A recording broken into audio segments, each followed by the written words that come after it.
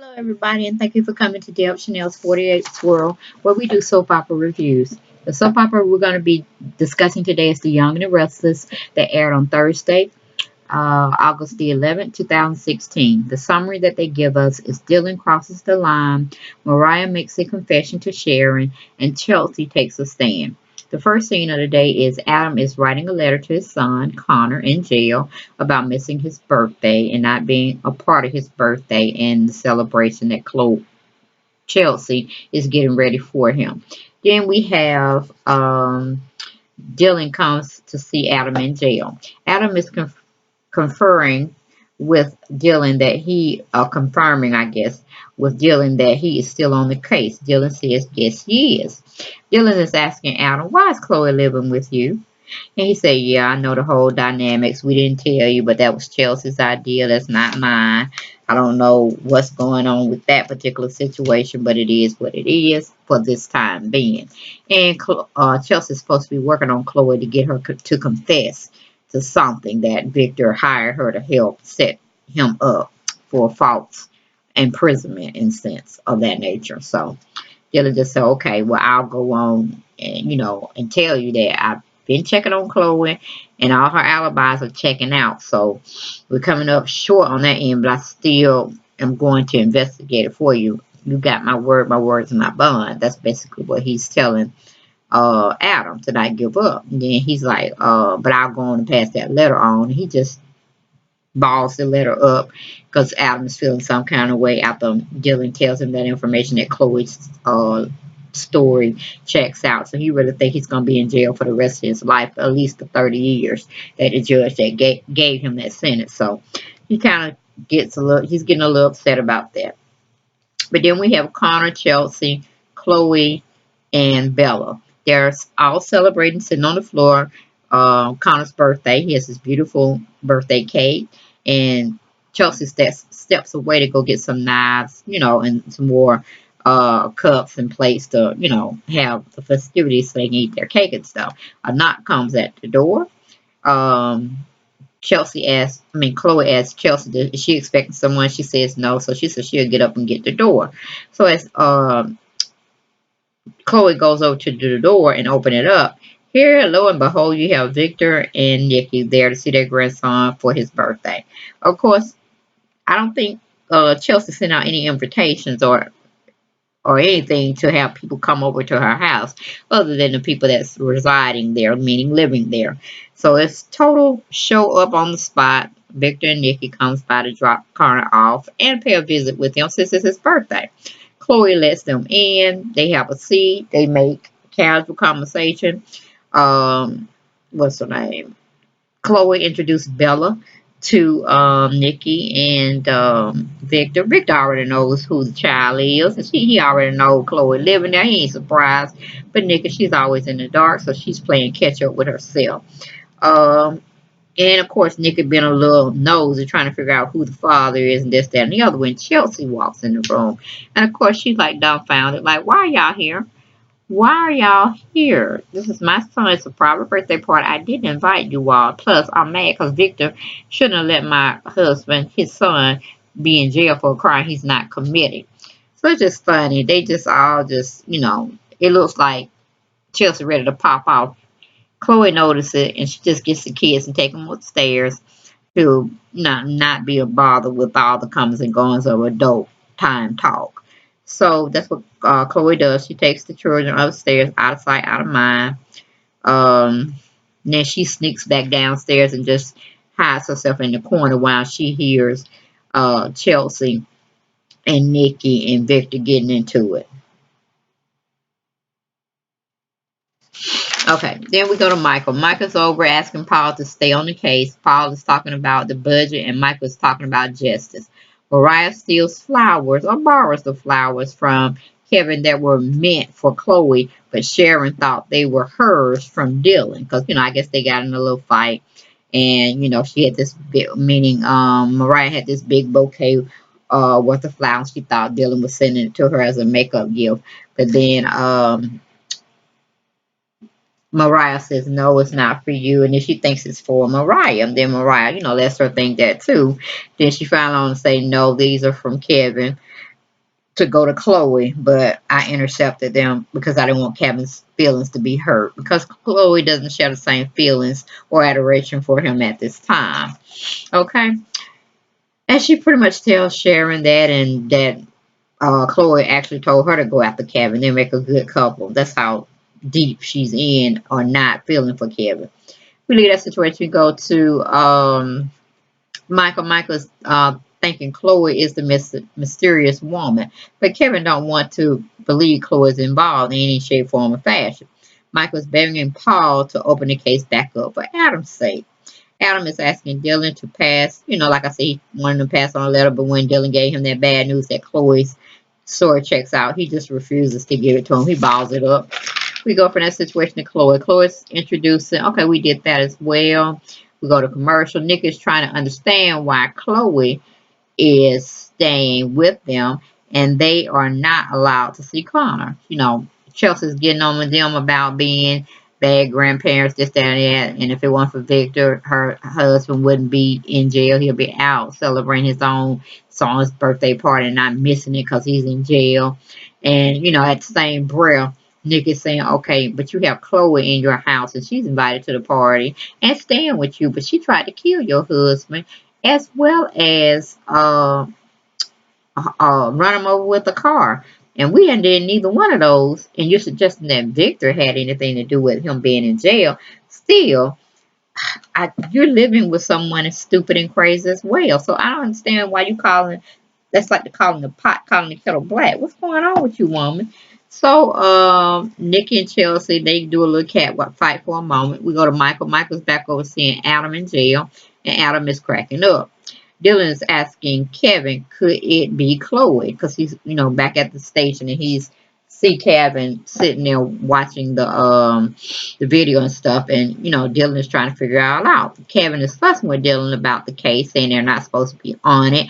He don't believe Chloe has anything to do with it. While they're arguing back and forth lightly, Paul walks up behind them. Dylan or Kevin don't see him, and he's fussing at Dylan because he hears that he is still working on Adam's case, which happens to be closed. So he's like, okay, you really not taking me serious in my orders that I told you not to be working on this case no more. So I'm going to suspend you. So we go to commercial. We come back. We have Dylan is fussing with his father, which is Paul, for trying to suspend him. Paul takes him in his office. They go at it again. Paul says to Dylan, we follow rules. We don't bend the rules. Paul is demanding Dylan's badge and firearm, but both men are mad as hell at one another.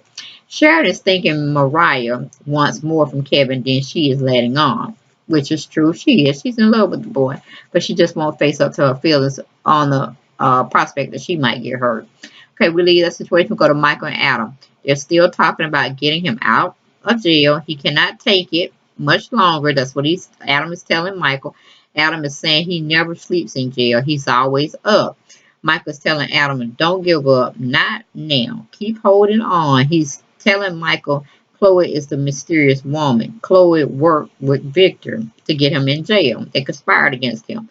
Nikki, Victor, and Chloe and Chelsea are all catfighting. Victor tells Chelsea, you don't know who your real friends are.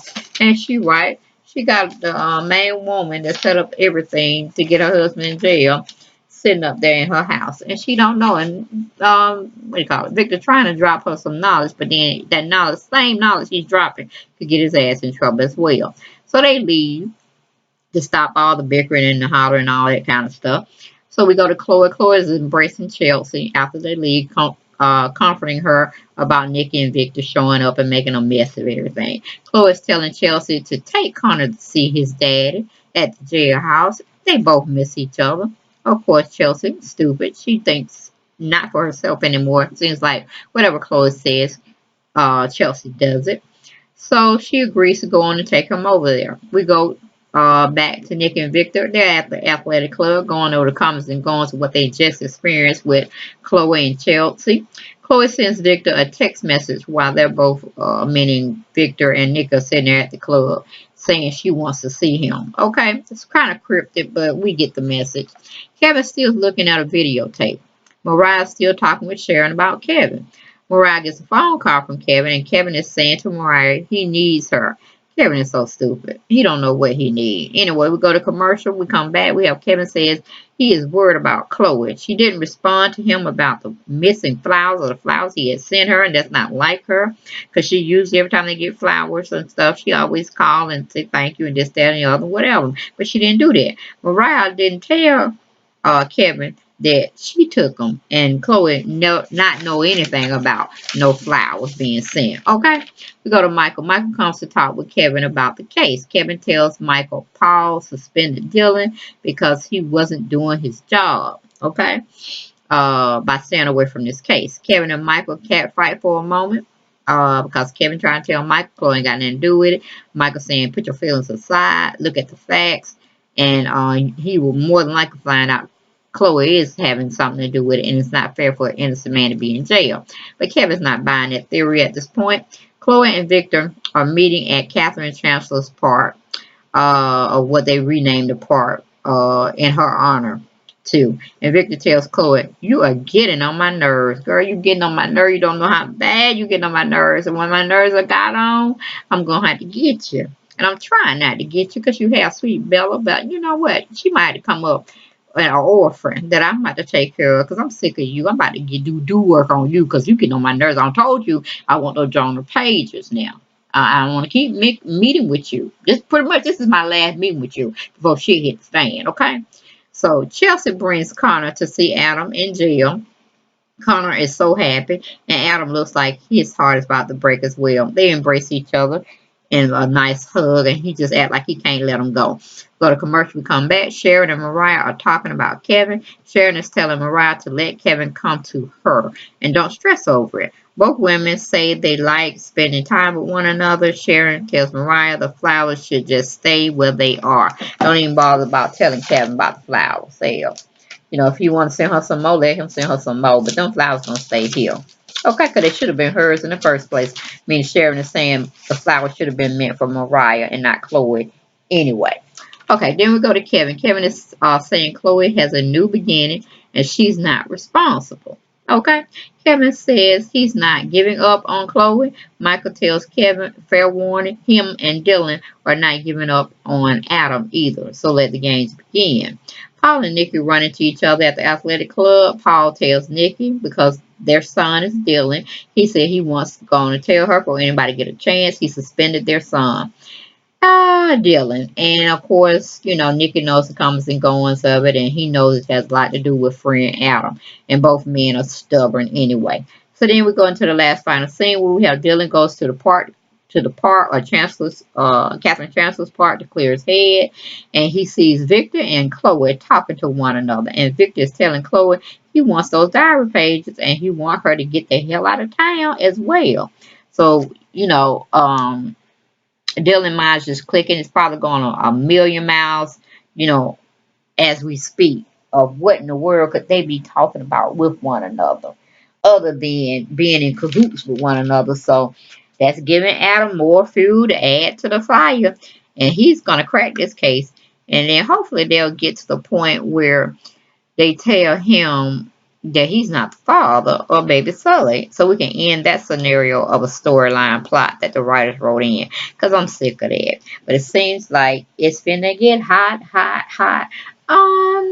The Young and the Restless, guys. I tell you, they goddamn Chloe and Victor, they are a match for each other because he getting tired of this little girl. He already done got out of jail. He done spent 6 to 8 months up in that crib. He ain't trying to go back.